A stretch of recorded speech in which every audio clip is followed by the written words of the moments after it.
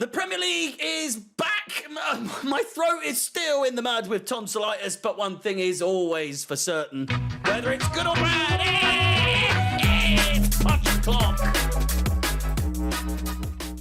No auto-tune voice today, but Chelsea return for our seasonal tradition of losing to Brentford. We've already lost at Stamford Bridge, and now a trip to the G-Tech. The Bees look to achieve the Premier League double over us in the same season for the first time since 1939. It could also be the first time that they've won 3 in a row against Chelsea since records began.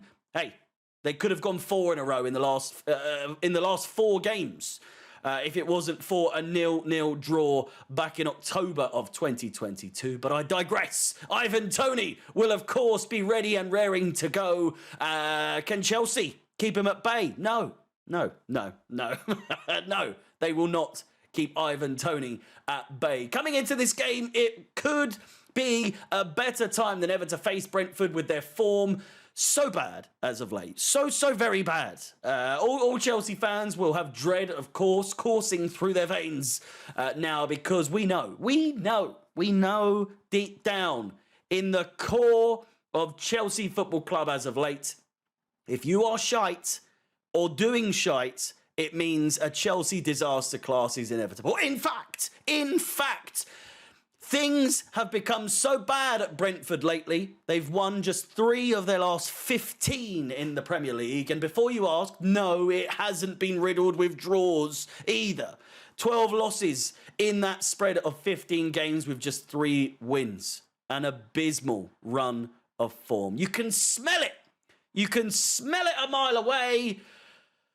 Make no mistake, we can't afford to lose this game based on their form alone. In fact, Brentford have lost 5 of their last 6 league games. They've suffered 6 home defeats in this season's Premier League, 3 times as many as they did last season. It gets worse for them. They have conceded 7 goals in their last 2 matches at the G-Tech Community Stadium and could lose 3 in a row at home for the first time in this Premier League season. The Bees have dropped a league high, so not just for them as a whole, a league high 26 Premier League points from a winning position this season, worse than any other club. Thomas Frank's side have picked up 9 points from the last 15 games. As I said, 3 wins in the last 15. The joint lowest total in the top flight during that 15-game period. Brentford have kept just 1 clean sheet. It's another one. Well, it's like, well, you know who's going to break this record or make it 2. But Brentford have kept just 1 clean sheet in the last 13 Premier League home games this season. Head-to-head, Brentford are unbeaten in the last 4 games against Chelsea, as we said, winning 3, losing 1. No, that's bollocks, actually. Unless that's just in that... Oh, in the league. In the league. The last 4 games, it's been 1 draw and 3 wins. But in the last league games, it's 1-3, lost 1. Anyway, they could complete only their 2nd ever league double, as I said, since 1939. The away side being Chelsea Football Club, of course, have won 5 of the last 6 meetings in all competitions.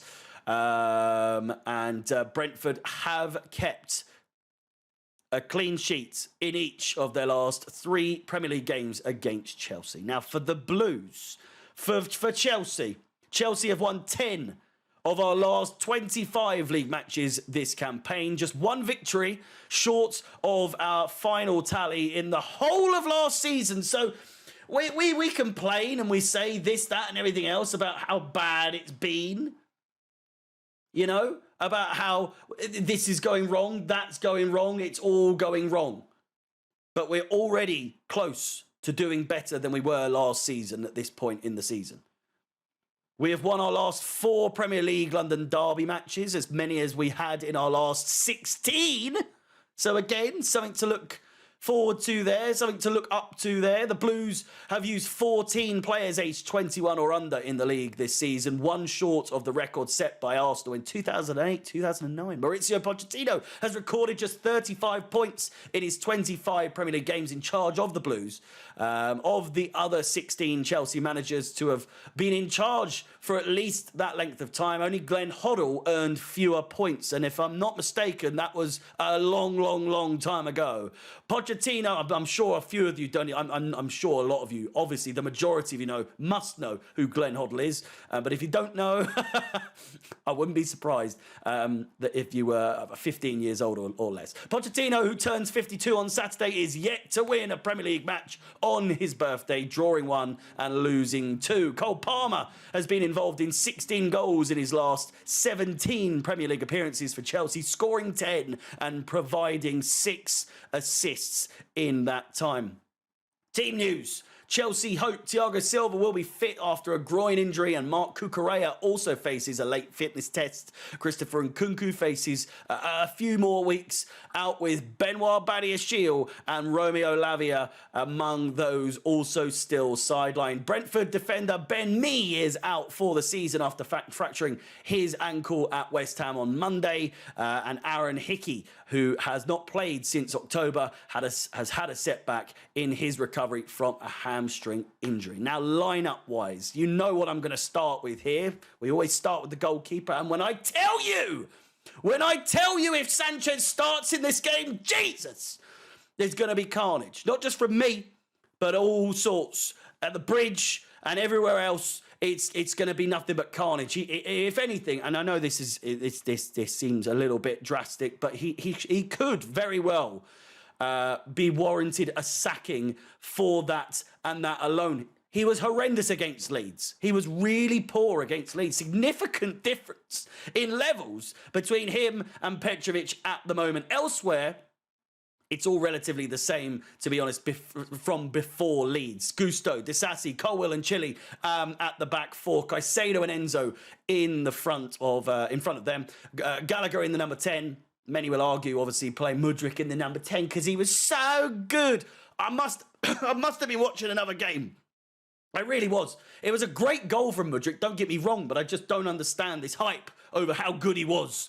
When you're nothing but shite for your whole career at a club and you put in a semi-decent performance, obviously you're going to look fucking good. But, I'm not trying to talk shit about him, but I'm still yet to be convinced, you know what I mean?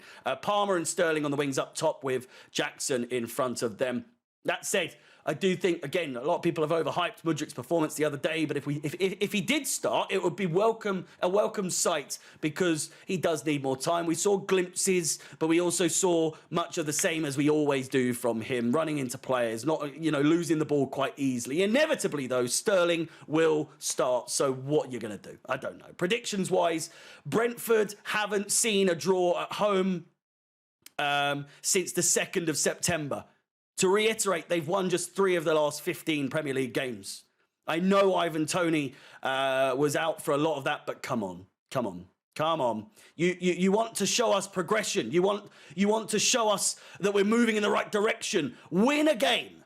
Win a game against an out-of-form side that have seen nothing but losses as of late. That's what I want. Win a game against a side out of form that have seen nothing but losses as of late for the majority. Beat a side that have beaten us 3 out of the last 4 games that we've played them. Reclaim West London before you even think about reclaiming all of London. We're a ways away from that. It's hard for me to see this going well with all the PTSD that we've acquired over the last couple of years when playing an out-of-form, down-and-out, underperforming side. For me, and for that alone, I can only see this ending in a draw at best. 2-2 is my prediction. Full of drama, full of errors from both sides. Please just prove me wrong for a change.